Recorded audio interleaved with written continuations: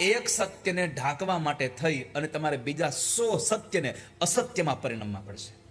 તમારે 100 અસત્ય ઊભા કરવા પડશે બીજા. માટે સત્યનો આશ્રય લઈએ.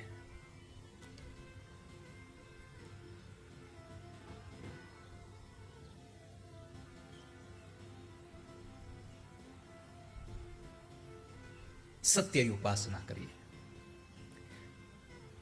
તો સૌથી પહેલા સત્ય, બીજું છે તપ, અને ત્રીજું પવિત્રતા. સત્યમ નાસ્તિ તપઃ શૌચમ દયા દાનમ ન વિદ્યતે.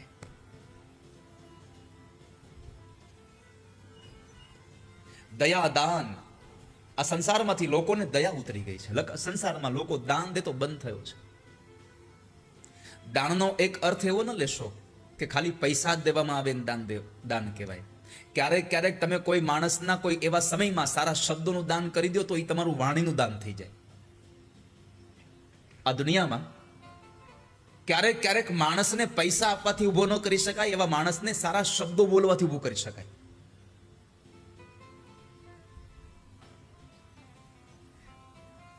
ક્યારેક ક્યારેક કોઈ માણસને તમે સંપત્તિ ના આપો તો કાંઈ નહીં, પણ ક્યારેક કોઈ માણસને તમારા સમયનું દાન આપો.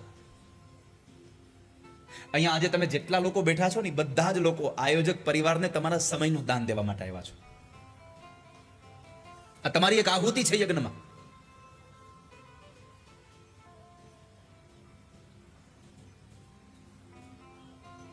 શું કહું સનત કુમારો, આ સંસારના લોકો પેટ ભરા થયા. ઉદરમ ભરીણો જીવા, પેટ ભરા લોકો રહ્યા છે.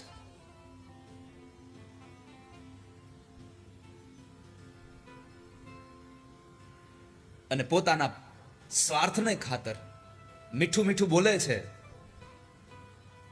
પછી તો એનામાં ઝેર સિવાય કઈ નથી, કડવાશ સિવાય કઈ નથી રહ્યું.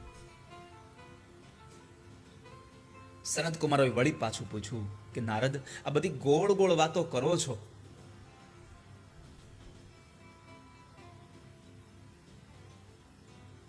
એમ ના કરતા તમને જે કંઈ થયું છે સીધું કહી દો ને. તમને શાનો દુખાવો છે? તમારા ચહેરા પરનો દુઃખ અમને વિચારવા માટે મજબૂર કરે છે કે નારદ દુખી થયા છે. અને પછી નારદે મૂળ વાત ઉપર આવીને કહ્યું કે સનત કુમારો, મારા દુઃખનું કારણ એક છે કે હું ફરતા ફરતા બરાબર જ્યારે બધા જ તીર્થોમાંથી પર્યટન કરતો કરતો કરતો જ્યારે યમુનાના કિનારે વૃંદાવનમાં પહોંચ્યો અને મેં ભગવાનની એક લીલા જોઈ. યામનમ તટમાપન્નો યત્ર લીલા હરેર ભૂત. મેં એક લીલા જોઈ. શું લીલા જોઈ તમે? તો કહે છે કે હું જતો હતો અને એક યુવાન સ્ત્રી, સેંકડો સ્ત્રીઓ જેની સેવામાં હતી, બે વૃદ્ધ પુરુષોના મસ્તક પોતાના ખોળામાં લઈને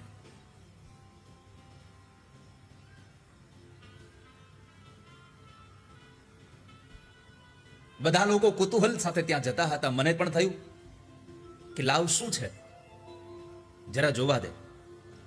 ત્યાં હું ગયો. જેવો ત્યાં નજીક ગયો અને મેં જોયું તો સેંકડો સ્ત્રીઓ એની સેવામાં લાગેલી, છતાં પણ એ યુવાન સ્ત્રી ચોધાર અશ્રુએ રડતી હતી. આંખમાંથી અશ્રુની ધારા વહેતી હતી.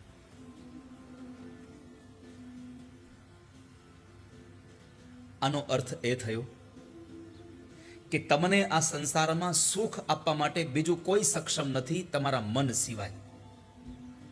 નહીં તો હજારો સ્ત્રીઓ જેને ચમર ઢોળતી હોય, અને એ સ્ત્રી રડે શા માટે? આ દુનિયામાં યાદ રાખજો વાલા વૈષ્ણવો, આપણા બંધન અને આપણા મોક્ષનું જો કોઈ શ્રેષ્ઠ કોઈ સાધન હોય તો આપણું મન છે. મન એવં મનુષ્યાણામ, મન એ મનુષ્યના બંધનનું કારણ છે.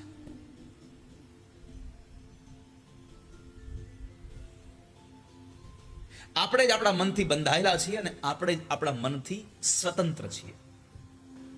કોઈ આપણને બાંધતું નથી અને કોઈ આપણને મુક્ત કરતું નથી, કેવલ આપણા મન સિવાય.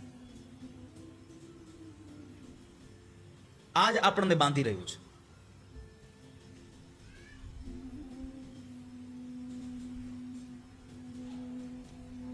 ઘરમાં પતિ ને પત્ની બે એકલા રહેતા હોય, પતિ બરાબર જતા રહ્યા હોય કામે, પત્ની ઘરે હોય અને ખબર હોય કે ગામમાં કથા બેઠી છે, તોય એને નક્કી કર્યું હોય કે મારે ચોથા દિવસે નંદ ઉત્સવ હોય ત્યારે જવું છે. હવે મને બતાવો, આને બાંધ્યું કોણે?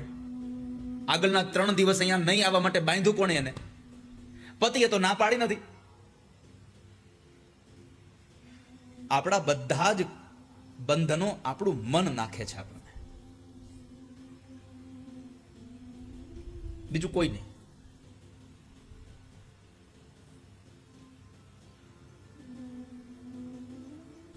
વાયુ પુરાણમાં એક સુંદર કથા આપી છે. આજે મને જરા મળ્યું ગ્રંથમાં, તો હું તમારા માટે એ પ્રસાદી લેતો આવ્યો. સુશીલ નામના એક બ્રાહ્મણ હતા. એને 2 દીકરાઓ હતા, વૃત્ત અને સુવૃત્ત. 2 દીકરાઓ છે. બંને જણા ગુણોથી સંપન્ન છે.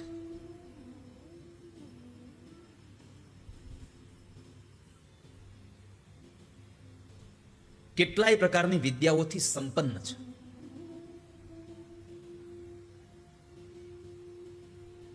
અને વિદ્યાઓથી સંપન્ન થઈ જાય એટલે મુક્ત થઈ જાય એવું ન હોય. જેમ જેમ વિદ્યાઓ બધી વધતી જાય એમ હાડું બંધન બહુ આવતા જાય. બહુ બધા બંધનો આવી જાય. એકવાર આ બંને ભાઈઓ સુવૃત્ત અને વૃત્ત ભગવાન વેણી માધવના મંદિરના એ દર્શન કરવા માટે જન્માષ્ટમીના દિવસે બંને જણ નીકળી પડે છે.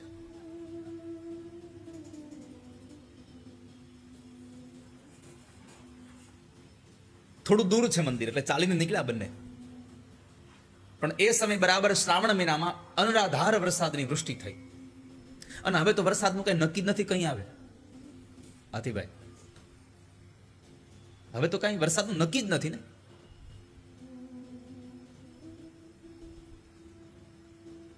દિવાળીના એક પર્વમાં થાનની બાજુમાં લાખામાછીમાં દાદલ પરિવારના એ સુરાપુરા દાદાના મંદિરે કથા કરીને, આમ તો દાદલ પરિવાર પણ અમારા બેનું વતન એક છે, અમારા બેનું ગામ કેરિયાચાળ એક છે. એટલે મારા હાથીભાઈ ને પરિવાર સાથે બધા આવ્યા છે. એકવાર એમને તાળીઓના નાદથી વધાવીએ. બોલો, વાપીની કથા માટે છેક અમરેલીથી અહીંયા આવ્યા છે. શું કામ એને? તો કે નજુભાઈ છેક ત્યાં લાખામાં છે આવ્યા હતા એટલા માટે. આ તો હામી પાન બીડી લેવી દેવી છે.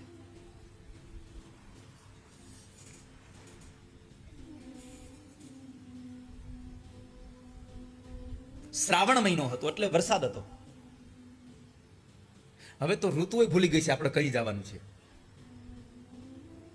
એને મજા આવતી વહી આવે છે લોકો. બોલો, તમે વિચાર તો કરો, ક્લાઇમેટ કેટલું આ ચાલી રહ્યું છે, આમ ડિસ્ટર્બ થયું છે. ગ્લોબલ એન્વાયરમેન્ટ કેટલું ચેન્જ થયું. ચેન્જ ન થયું કહેવાય, આને ડિસ્ટર્બ થયું કહેવાય. શું કામ? એને આપણે વૃક્ષોને કાપી કાપી અને ખુલ્લી જમીન કરવા લાગ્યા. આપણા બાપ દાદાઓને પૂછીએ કોઈક દિવસ કે આટલી ગરમી એને ક્યારેય જોઈ છે?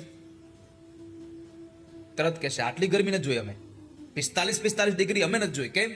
ત્યારે વૃક્ષોનું એટલું મહાત્મ્ય હતું. ખેતરના શેઢે પણ વારે વારે વૃક્ષો વાવ્યા કરતા હતા. અને આપણે અત્યારે વૃક્ષોનું નિકંદન કાઢી રહ્યા છીએ, એટલે વૃષ્ટિ પણ જતી રહી. આખું આમ તમે જુઓ કેટલું ચેન્જ થયું. આજના દિવસે મારી પ્રાર્થના છે તમને બધાને કે બની શકે તો એટલું કરજો. એક એક વૃક્ષ તમારા જીવનમાં વાવીને જાજો. કદાચ તમારું વાવેલું વૃક્ષ તમને છાંયો, તમને ફળ ના આપે તો કાંઈ નહીં, પણ તમારી આવનારી પેઢીને એ વૃક્ષ છાંયો અને ફળ આપ્યા વગર નહીં રહે. કારણ માણસનો સ્વભાવ એવો હોય છે કે ભાઈ મને કામ ન આવ્યું હોય તને હું ન આવું. વૃક્ષ તમે વાવશો તો એમ નહીં કહે કે મને વાવા વાળો વયો ગયો એટલે હું કોઈને છાંયો નહીં આપું. એ તો વાવા વાળો વયો જાય તોય ભલે અને જીવતો હોય તોય ભલે. વૃક્ષ એના યથાયોગ્ય સમયે સૌને છાંયો પણ આપે, યથાયોગ્ય સમયે ફળ પણ આપ્યા વગર ન રહે. એનો સ્વભાવ છે, જેનો સ્વભાવ જ આપવું છે. એટલે જ વૃક્ષોએ વ્યાસ ભગવાનને કીધું કે તમે અમારી પાસેથી કંઈક શીખો. જ્યારે ભગવાન સુખદેવ નીકળી ગયા ત્યારે સુખદેવજી મહારાજની પાછળ પાગલ બનીને દોડેલા એ વ્યાસ ભગવાનને જંગલના વૃક્ષોએ ભલામણ કરી કે તમે અમારી પાસેથી શીખો. જેમ અમારે વૃક્ષમાં ફળ આવે અને અમે બીજાને આપી દઈએ, નમી જઈએ છીએ, એમ તમને દીકરાના નામનું એક ફળ મળ્યું છે, તમે નમી જાઓ, તમે આપી દો એમને કોઈના માટે, તમે ના આપી દો.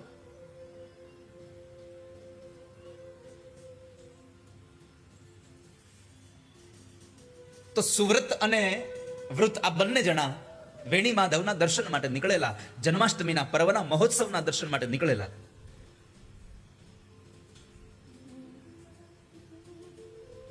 હવે શું કરવું? એટલો બધો તોફાન આવી રહ્યો છે. બંને જણા માર્ગ ભૂલી ગયા. હવે જે જગ્યાએ જવું હતું એ સ્થાન બહુ કઠિન થઈ ગયું. કરવું શું?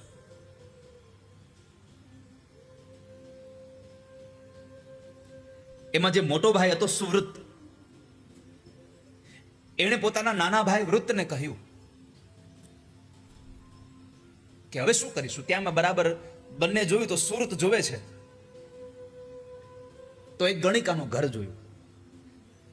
ગણિકાને કહ્યું કે અમને તમારા ઘરમાં નિવાસ દેશો? અમે આવી રીતે વેણી માધવના દર્શન માટે જઈએ છીએ, પણ આ વરસાદની આંધી થઈ છે, અમારો જીવ જોખમમાં છે, અમને રહેવા દેશો? કીધું હા, રોકાઈ જાઓ.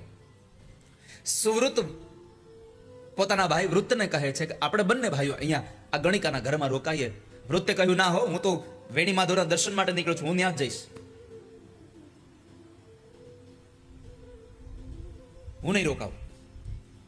સુરત વેણી અહીંયા ગણિકાના ઘરમાં રોકાઈ ગયો, જે પોતાના દેહનો વિક્રય કરી રહી છે, શણગાર સજીને બેઠી છે. વૃત્ત પોતે ભગવાનના મંદિર તરફ જવા માટે નીકળી ગયો ચાલુ વરસાદે. મધ્યરાત્રિના 12 વાગે એના પહેલા વૃત્ત ભગવાનના મંદિરમાં પહોંચ્યો. નંદ ઘેરે આનંદ ભયો, જય કનૈયા લાલ કી, આવો નાદ સંભળાઈ રહ્યો છે. પણ ઘટના શું ઘટી ખબર છે?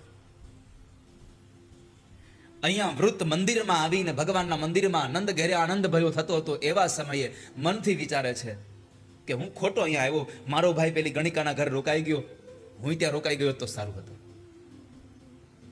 કેટલી સુંદર ગણિકા હતી. પોતાનું મન ગણિકાના ઘરે લાગ્યું અને પેલો સુરત જે ગણિકાના ઘરમાં રોકાયો હતો એણે વિચાર કર્યો કે હું અહીંયા રોકાયો એના કરતા મારો ભાઈ ગયો, એ પહોંચી ગયો હશે, એ કેટલો સરસ મજાનો ભગવાનના મંદિરમાં એ નંદ મહોત્સવનો આનંદ કરતો હશે, એ મહોત્સવની ઉજવણી કરતો હશે. પેલો મંદિરમાં જઈ અને મન ગણિકાના ઘરમાં લગાડે છે, પેલો ગણિકાના ઘરમાં બેસીને મન ભગવાનના મંદિરમાં લગાડે છે. આ સંસારમાં શરીરથી મંદિરમાં જવું એના કરતા મનથી મંદિરમાં રહેશો એ સારે વધારે સારું હશે. ભગવાન વૃત્ત ઉપર પસંદ થયા છે, કારણ કે ગણિકાના ઘરમાં રહીને પણ સુરત મંદિરમાં હતો. આ સંસારમાં મન એવં મનુષ્યાણામ, મન એ જ મનુષ્યના બંધનનું કારણ અને મોક્ષનું કારણ છે.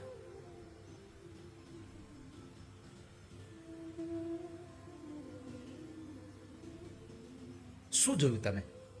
મેં એક લીલા જોઈ કે સ્ત્રી રડતી હતી. મને પણ કુતૂહલ જાગ્યું એટલે હું ગયો. પણ થયું શું કે જેવો હું સ્ત્રીની પાસે જઈને ઉભો રહ્યો, હજારો સ્ત્રી એની સેવા કરવામાં લાગેલી હતી, પણ મને જોઈ અને એ યુવાન સ્ત્રી ઊભી થઈ ગઈ અને મને પ્રણામ કરવા લાગી. અહીંયા આપણી જિંદગીનો પહેલો સંદેશો આજની કથાનો.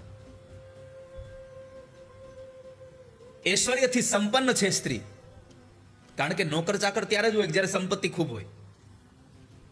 ઐશ્વર્યથી સંપન્ન સ્ત્રી, સેવા કરનારી અનેક સ્ત્રીઓ, ભોગને ભોગવવા વાળી સ્ત્રી, ઐશ્વર્યનો તૂટો નથી. અને છતાંય જ્યારે એક સાધુના રૂપમાં આવેલો કોઈ પુરુષને આવે છે તો બધું જ ભૂલી અને પોતે ઊભી થઈ જાય છે. આ પહેલો સંદેશો એ છે કે આપણે ગમે તેટલા મોટા માણસ હોઈએ, ગમે ત્યાં બેઠા હોઈએ, પણ કોઈ મહાપુરુષનો પ્રવેશ થાય એટલે આપણે આપણી જગ્યાએ ઊભું થઈને એનો આદર સત્કાર કરવો જોઈએ. ભગવાન ઠાકોરજી અહીંયા આવે ત્યારે આ સંગીતના ઉપાસકો આમ ઊભા થઈ જાય છે. શું કામ? એને ભગવાનનો આવકાર કરવા માટે, ભગવાનનો આદર અને સત્કાર કરવા માટે. તમને બધાને પ્રાર્થના કરું છું, તમે જ્યાં પણ ગમે ત્યાં રહો, કોઈ મહાપુરુષનો પ્રવેશ થાય તો બની શકે તો આપણી જગ્યાએ ઊભા થઈને એનો આદર સત્કાર કરીએ.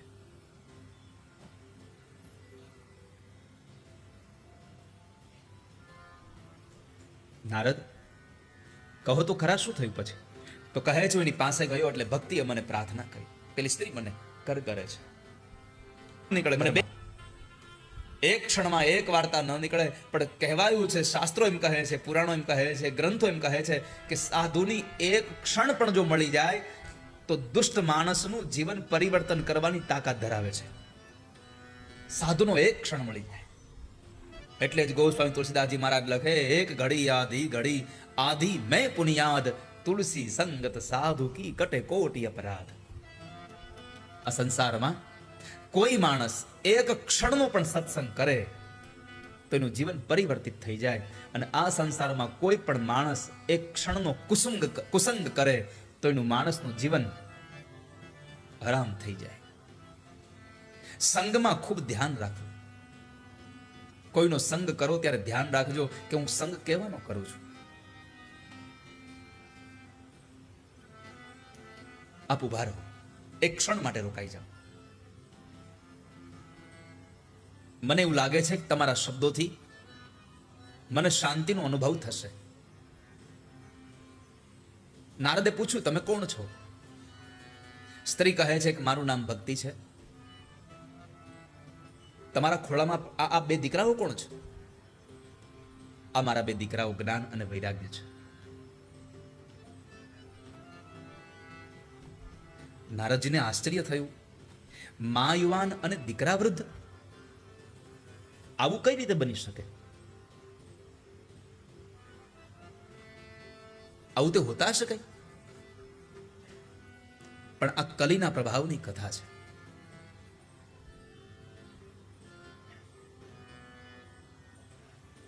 નારદે પૂછ્યું, તમારે આવું કેમ થયું?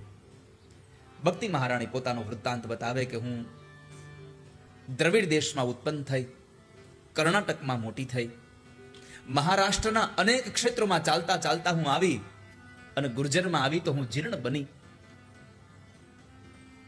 મને વૃદ્ધાવસ્થા મળી, મને આ વૃદ્ધાવસ્થામાં આવી. પણ હું જ્યારે યમુનામાં કિનારે આવી તો યમુનાના કિનારા આવીને મેં યમુનામાં સ્નાન કર્યું તો મને મારું યૌવન પાછું મળ્યું. પણ મારા બે દીકરા વૃદ્ધના વૃદ્ધ રહ્યા છે, તમે એને જગાડો. આ દુનિયામાં વાલા સ્વજનો, ભક્તિ યુવાન થઈ ગઈ છે પણ એના બે દીકરા જ્ઞાન અને વૈરાગ્ય હજી વૃદ્ધ પડ્યા છે. જ્ઞાન અને વૈરાગ્યના કોઈ ખરીદનારા છે જ નહીં, એના વેપારી જ નથી કોઈ. કારણ કે આ દુનિયામાં કોઈને જ્ઞાન નથી જોઈતું, કોઈને વૈરાગ્ય નથી જોઈતો. અહીંયા ભક્તિ બધાને કરવી છે પણ આ ભક્તિના માધ્યમથી મળેલું જ્ઞાન આપણે લઈને જ જવું. આ ભક્તિના માધ્યમથી આપણને વૈરાગ્યની જે વાતો લાગે છે એ વૈરાગ્યની વાતો આપણે જોતી નથી.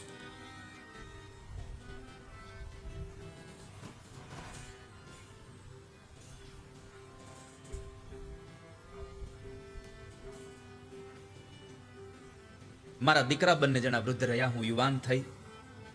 હું તમને પ્રાર્થના કરું છું, મારા બે દીકરાને જગાડો.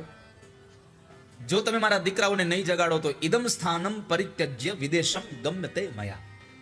હું આ સ્થાન છોડીને વિદેશમાં ચાલી જઈશ. તમે જગાડો આને. નારદજીએ કહ્યું, ભક્તિ તમે ક્યાંય ન જાઓ, તમારા બંને દીકરાને હું જગાડીશ. તમારે ક્યાંય જવાની જરૂર નથી, હું જગાડું છું.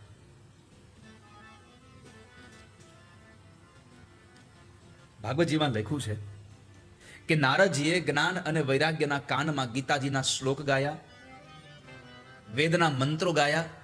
બંને જણા ઊભા થયા, આળસ મરડી, પાછા સૂઈ ગયા. નારદજીને ચિંતા વધવા લાગી, શું કરું? આ બંને જાગૃત ન થતા. એક બાજુ ભક્તિ એમ કહે છે કે નહીં જગાડો તો હું આ સ્થાન છોડીને ચાલી જઈશ, હવે શું કરું? પણ નારદજીએ કહ્યું કે તમે ક્યાંય ન જાઓ, જો તમારા દીકરાને જગાડો નહીં તો હું હરિનો દાસ નહીં. તદાહમ ન હરેર દાસો લોકે ત્વામ ન પ્રવર્તય. જે મને ભગવાનનો દાસ કઈ નાખી દુનિયા ઓળખે છે, એ દાસ મટી જાવ જો ભગવાન તમારા આ દીકરાને જગાડો નહીં તો. અને એવા સમયે આકાશવાણી થઈ, સત્કર્મ કરો. હવે નારદજીની ચિંતા ડબલ થઈ ગઈ કે ગીતાજીના શ્લોક અને વેદના મંત્રોને સત્કર્મ ન કહેવાય, સત્કર્મ કહેવાય કોને? એટલે એ જ ક્ષણે નારદજી એ પોતાના સ્વભાવ અનુસાર એ પોતે નીકળી પડ્યા કે બંને દીકરાઓને જગાડવા માટે મારે શું કરવું પડે. ચાલતા ચાલતા બદ્રી વિશાળ ક્ષેત્રમાં આવ્યા. યમુના કિનારેથી સનત કુમારો મળ્યા. સનત કુમારોને કહ્યું કે જેના જીવનના જ્ઞાન અને વૈરાગ્ય સૂઈ ગયા હોય એના માટે એને જગાડવા માટે શું કરવું પડે?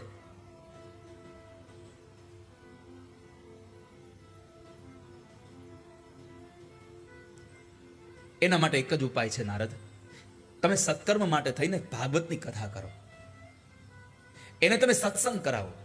આ દુનિયામાં જેના પણ જ્ઞાન અને વૈરાગ્ય સૂઈ ગયા હોય એને જગાડવા માટેનું શ્રેષ્ઠ સાધન એટલે શ્રીમદ ભાગવત, એટલે કે ભગવાનની કથા વાર્તા. ભગવાનના સત્સંગથી માણસ જાગે છે, એને તમે સત્સંગ કરાવો. હું ક્યાં જાઉં બીજે સત્સંગ કરવા? તમે જ મને સત્સંગ કરાવો. કારણ સત્સંગ તો ભાગ્યમાં હોય તો મળે.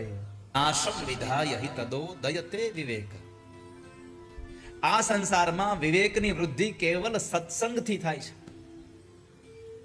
બિનુ સત્સંગ વિવેક ન હોય. સત્સંગ વગર વિવેક જ ન મળે. આ વિવેક કોઈ છોકરાનું નામ નથી હો. નહીં તો ઘણા કહે મને અમારા પાડોશમાં જ રહે છે વિવેક. નામથી વિવેકની વાત નથી. આ તમારા સ્વભાવમાં વિવેક જોઈએ. કોની સાથે કેમ બેસવું, કોનો કેમ આદર ભાવ અને સત્કાર કરવો, એ તમારા સ્વભાવમાં વિવેક આવવો જોઈએ.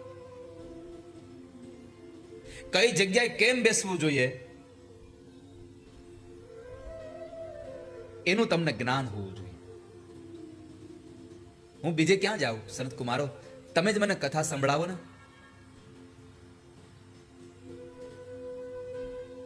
ક્યાં કથા કરીશું?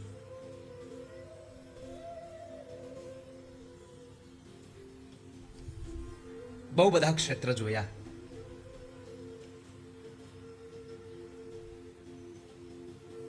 અને એવા સમયે નક્કી કર્યું કે આપણે સૌ હરિદ્વારમાં માં ગંગાના પાવન તટ ઉપર આનંદ નામનો જે તટ છે એના ઉપર કથા કરીએ. અને આમ પણ કથા હંમેશા આનંદ નામના તટ ઉપર જ થાય. કારણ જેનું મન આનંદિત ન હોય એને કોઈ દી કથા હારી ન લાગે કોઈ દિવસ. તમારે કથા સાંભળવા માટે કેવું આયોજન છે એ બહુ પછીનો વિષય છે. કથા સાંભળવા માટે તમારા મનની સ્થિતિ સારી જોઈએ. બાકી મેં મારી જિંદગીમાં બહુ બધું જોયું છે. આટલી કથાઓની યાત્રાઓ પછી મેં બધા બહુ આયોજનો જોયા છે. ઘણી વખત સારામાં સારું આયોજન હોય તોય ઘણા લોકોને કથામાં કંટાળો આવતો હોય. શું કામ? એને કથા તો એની જ છે, યાદ રાખજો. ખાલી મંડપની સ્થિતિ બદલે છે. કથા તો એની જ રહેવાની છે.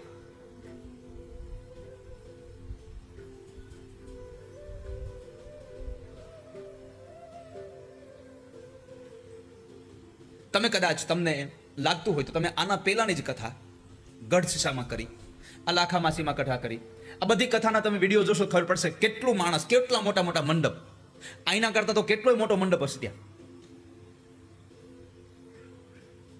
હમણાં ગઢ શીશામાં કથા કરી તો 35-40 હજાર લોકો કથામાં બેસતો હતું રોજનું. છતાંય તમે જોઈ શકો, તમે જોઈ શકો એમાં કે એ કથામાં જેટલું નીકળ્યું એટલું જ આ કથામાં નીકળે. કારણ મારા માટે કથાનો મંડપ કેવો છે એ મહત્વ નથી, ઠાકોરજીની કથા છે એ અગત્યનું છે મારા માટે.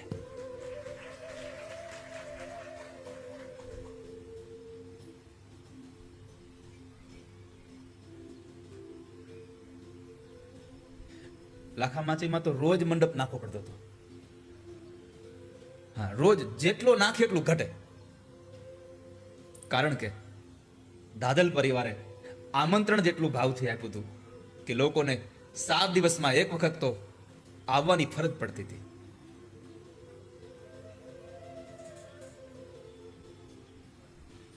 તો આનંદ નામના તટ ઉપર કથા છે. આપણી માનસિક સ્થિતિ આનંદમય હોય તો કથાનો આનંદ મળે, નહીં તો આનંદ ન મળે. તો આનંદ નામના તટ ઉપર કથા થઈ રહી છે. કથાનો પ્રારંભ થાય, કથાના સમાચાર મળ્યા બધાને કે અહીંયા કથા છે, કથા છે, કથા છે, અને ખૂબ લોકો કથા સાંભળવા માટે આવ્યા. એમાં સૌથી અગત્યની વાત હતી કે મોટા મોટા ઋષિમુનિઓ કથામાં આવીને બેઠા છે. બહુ મોટા ઋષિમુનિઓ કથામાં બેઠા. અને સામાન્ય રીતે તમને કહું તો એક પંક્તિમાં તો એવું કહ્યું છે, ભાગવતજીના શ્લોકોમાં એક શ્લોકમાં એ પંક્તિમાં લખ્યું છે કે 3 પેઢી કથામાં બેઠી હતી.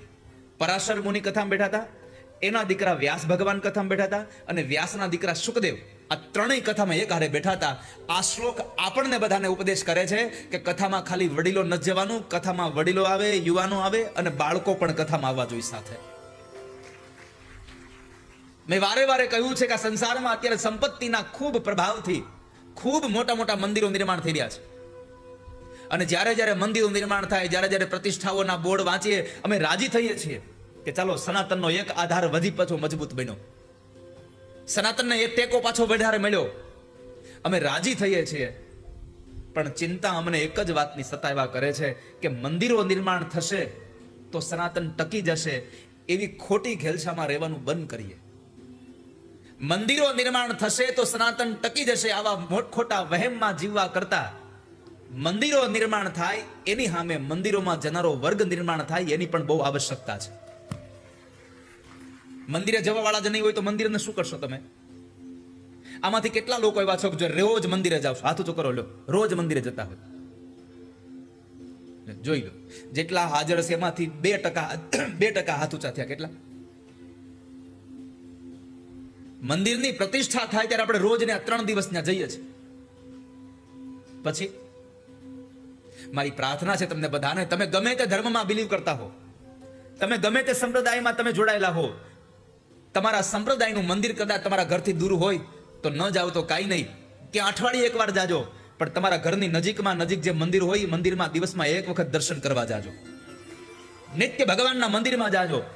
સંપ્રદાયો તો આપણી આ બધી શાખાઓ છે, સંપ્રદાયો તો બધી વૃક્ષની ડાળીઓ છે, થડ તો આપણું સનાતન છે. મૂલ में સનાતન સમાયા હુઆ હૈ. માટે દિવસમાં રોજ એકવાર મંદિરે જાજો.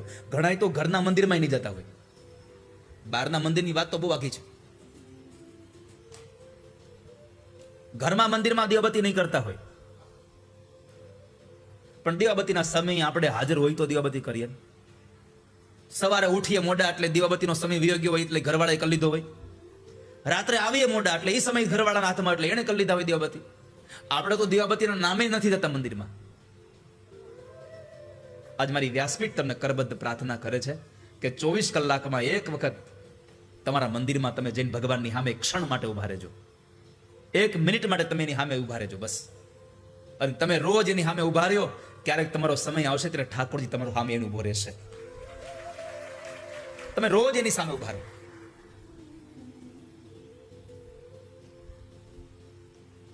અને જે ભગવાનનો ભક્ત બને છે એ ભગવાનના ભક્તનું ક્યારેય અમંગલ થતું નથી.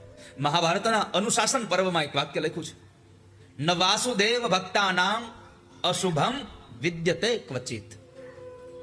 મહાભારત એવું કહે છે કે જે ભગવાનનો ભક્ત છે એનું આ સંસારમાં કોઈ ક્યારેય પણ અશુભ કરી શકતો નથી. ક્યારેય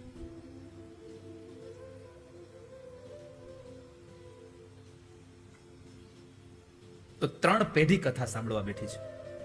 અને ખરી જો સાચું કહું, આ કથાની સૌથી વધારે કોઈને જરૂર હોય તો યુવાનોને જરૂર છે. સૌથી વધારે યુવા અવસ્થામાં કથાની જરૂરિયાત છે. અને તમારા બાળકને બાળકપણથી યુવાની અવસ્થાથી જો કથા સાંભળતા કરી દેશો તો હું ભરોસા સાથે કહું છું તમારે તમારા વૃદ્ધા અવસ્થામાં કાંઈ પણ ચિંતા કરવાનો સમય નહીં આવે. કારણ તમારા બાળકને કથાઓ સંભળાવી હશે તો તમારા વૃદ્ધાવસ્થામાં તમારી સેવા કરવાનું પછી એને કેવું નહીં પડે કોઈને.